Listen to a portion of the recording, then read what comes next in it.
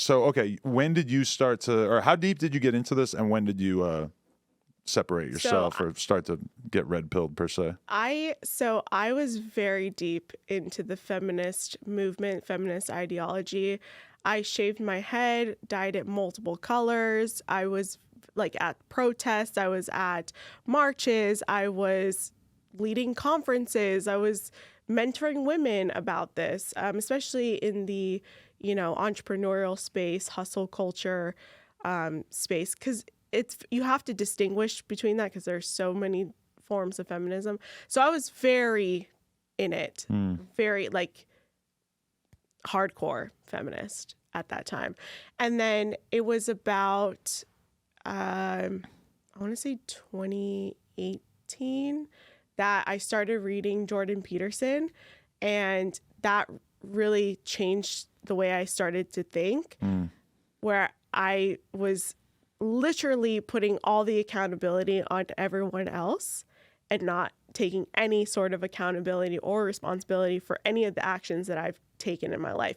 Everything was everyone else's problem and I didn't have to deal with it. So I was the victim of my circumstances and you had to appease all of my problems, basically. And when I read Jordan Peterson's 12 Rules for Life, or of Life, I forget what the book is like. He's saying, clean your room and don't lie, or at least try not to. And these principles that he's talking about just changed my mentality. I'm like, wow, okay, that's a novel thought. Like, don't lie. That's so, you know what I mean? Did you feel like you were consciously lying during your time as a feminist, that you were kind of forced to like lie, just go along with things because they were convenient? I was lying. So you think you knew deep down inside that you didn't believe the shit that you were sort of buying into with that? Yeah. But it's beneficial to you and your identity group to do it. So it's got to be kind of easy to roll with the punches, right? Well, that's what I was dealing with, was the fact that was I oppressed? No, not at all, right? But I had to believe that I was oppressed. I had to believe that it was my ethnic background. I had to believe that it was because I was a woman and it wasn't based off of my merits, right? So like even just going into a conversation, I'm like, why am I here? And I would start asking these questions to myself. I'm like, is it because I'm a woman? Is it because I'm a minority woman? Is it because I earned my place here? Like, what is the reason why I'm here? And so that to me really sparked a lot of other questions.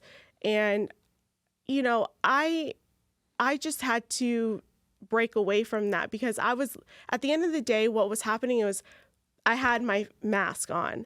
I had this feminist Becca, hardcore, strong woman, independent woman mindset, boss babe, like front, right? But when I got home, I took off the mask and I went to took a shower, and I'm like, oh my gosh, this is the most exhausting thing. And I was depressed and I was drinking and I was using and I was doing all this other stuff to just numb the fact that I had to go outside and put this mask on and be like, okay, time to be strong, time to be independent, time to be a boss babe. And inside I was just broken. I was a miserable person coping with the fact that I had, that's what I had to do. That's what I had to do. And I had to put on this show for everyone. And if I didn't perform the way that everyone expected me to perform, then I was, kicked out of the group.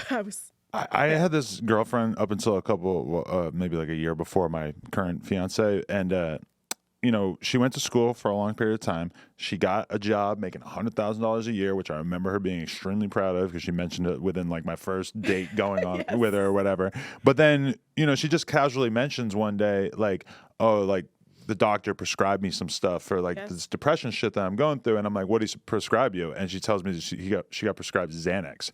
And I'm like, you realize that all the fucking drugged up rappers that I know and shit, that's what they're on. And that I'm like, you do not want to be a fucking person taking this shit every day.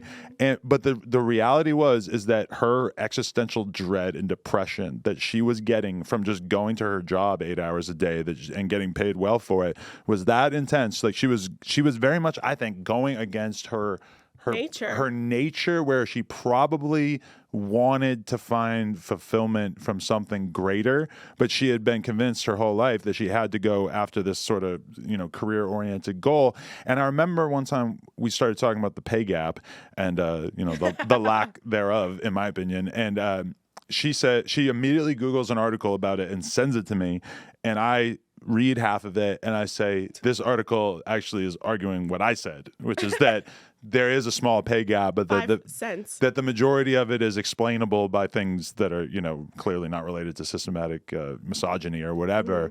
And she didn't like that. And then that argument was just like deaded. It was clear that this was not appreciated coming from me, that if I said something like this, that really that this is just the kind of thing that was not up for discussion. That women were oppressed, women are treated badly in society. If you feel differently, you're a fucking monster. Yeah. And I've had not a ton of, most of the girls I've spent time with throughout my life didn't really have this particular brain disease, but through talking to her, I realized like this is like a different thing that I haven't really had to deal with. Yeah. And she's like successful in a lot of people's minds in a way in which like a lot of girls I've spent time with throughout my life weren't. She had a good job. Yeah, she was miserable. Well, that's exactly the life that I was living. I was a miserable person. And it was interesting because it was a family member who told me that I was a terrible person and a miserable person to be around. And I will never forget it. And I will thank that person like till the day I die, because that conversation changed my direction. Like I was already changing, but knowing that people who loved me thought I was a miserable person to be around, that completely changed my mindset to like everything. I'm like, I am not oppressed. I'm not this, fragile person that is going to break every time someone criticizes me or, challenges what I'm saying or even makes fun of me. That's the thing about the woke left and feminists and just anyone who identifies in that side of the world. Right. Everything is up for offense. And if you say the slightest thing, they will take it offensively and then they will run with it. And then they'll call you a racist, a bigot, having internalized misogyny is what I get all the time. Right. Pick me. I hate this pick me thing because it implies that if your personality or your existence is something that the opposite sex or whoever you're attracted to might find attractive, that you therefore are doing something bad by like sort of representing that identity, right? This is insane. And that's what's going against nature. And misery loves company. Feminists love to be miserable and love other women to be miserable like them. So now that I'm a stay-at-home mom, I do YouTube, right? I have a great channel, but I do that part-time. I'm not here producing content every hour, like within the hour. I edit my own videos. I do all that stuff. But my time is spent primarily with my family. I cook my husband breakfast and dinner. I am with my 11-month-old daughter. And I share my experiences of leaving feminism and hopefully getting women to see that there's another side to this, right? That you don't have to be miserable going to working that 9-to-5 job, taking those antidepressants, being on birth control, all of these things that they have pushed us to our whole lives, right? You can break free of that. There's other things that you can do. There's other ways to pursue purpose and, your place here on the planet.